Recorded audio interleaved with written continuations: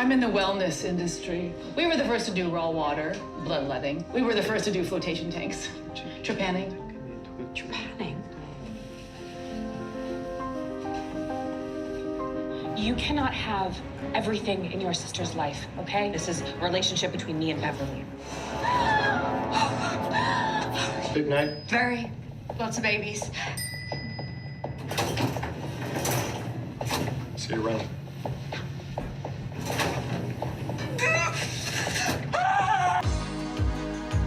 You can't go on thinking who's gonna drive you home. It's impossible to explain this relationship to anyone outside of it. So I am the worst person to be reviewing this show. I have no business reviewing horror. I can barely get through my period every month without having a mental breakdown. This is a lesbian channel. We can talk women talk. You ever pull one out and you're just like, that came out of my body? Am I okay? Is that a baby? Was I pregnant? Oh wait, I'm a lesbian. I'm the worst person to be reviewing this show, and yet here I am reviewing a horror show. Because why? Because Rachel Weisz! Doing each other. Oh, that's wild. Bring it on. Let's do the research. Let's make anything happen. Perfect.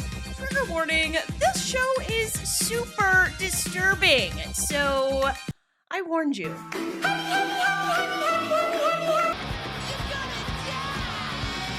Okay, without spoiling everything that happens in the show, it is a thriller, and I, don't want to ruin the thrill. Here is a quick synopsis of Deadringers, which is based off an 80s film of the same name, which itself was based off of a book titled Twins. In Amazon Prime's Deadringers, Rachel Weisz plays the Mantle twins, two super hot, super different, super up gynecologists who focus on fertility and birthing. Shut up, Joe. She's talking about holding a dead baby in her arms. Did you hold a dead baby in your arms? The series follows their dream of wanting to open a birthing center and research lab, which will of course require the financial backing of some very eccentric financial investors. I just remember screaming, and not good, primal, rooted to this earth screaming, but screaming to be heard. Screaming like,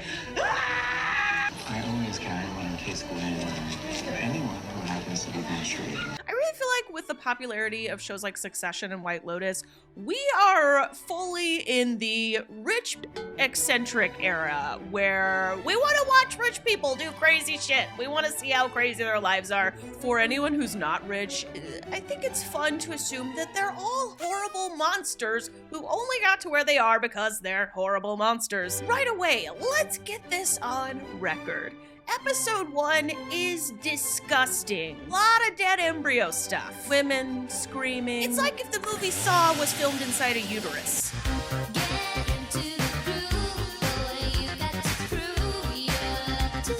8 minutes in, I had to mute it. I couldn't take the audio. I also basically couldn't watch it. But I also couldn't stop watching it. Why? 9 minutes in, we get introduced to Cocaine Sister. We also very quickly get introduced to Genevieve, who will play Beverly's love interest. You have the most heavenly face.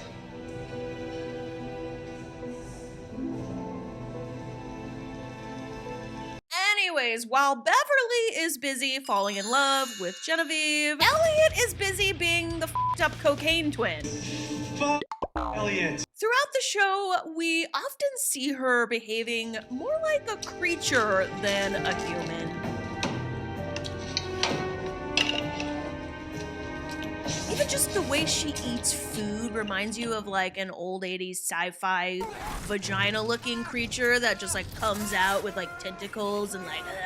By episode 2 of this series, I'm thinking, this show's actually good if you get past all the hoary, gory, freaky shit. Like, this is basically super dark, queer, way more f***ed up White Lotus. I know a lot of rich, white, f***ed up people. Unfortunately, there's no Jennifer Coolidge, but we do have maybe the most annoying lesbian ever. You're an inventor, right? You're reading my Wikipedia page.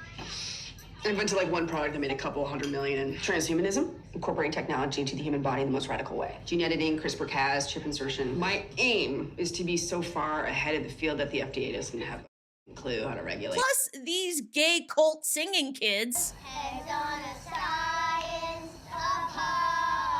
Like, wow. This is just... wow. Rachel Weisz is great in this. I love her. I totally buy her performance as two completely different characters. She kills it.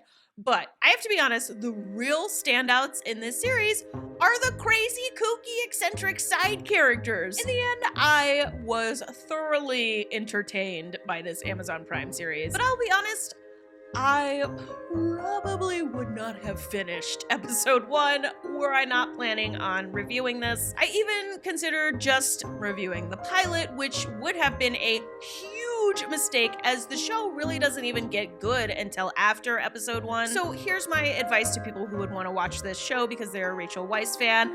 Fast forward through the gory shit and just jump straight to the gold. We know the horrors of childbirth by now. I just flat out don't want to watch women being butchered, which is kind of what a lot of episode 1 is. But after the first episode, I really didn't need to mute or fast forward too much at all. It kind of just turns into like a normal thriller. And I got my gay Rachel Weisz fix, so like, it, that's all I care about. I want to give a shout out to all the patrons who support this channel. It means so much to me that you are showing that kind of love and support. Trying to give a voice to all the queers. Oh wow, that's a hot woman eating a cheeseburger in 4 seconds.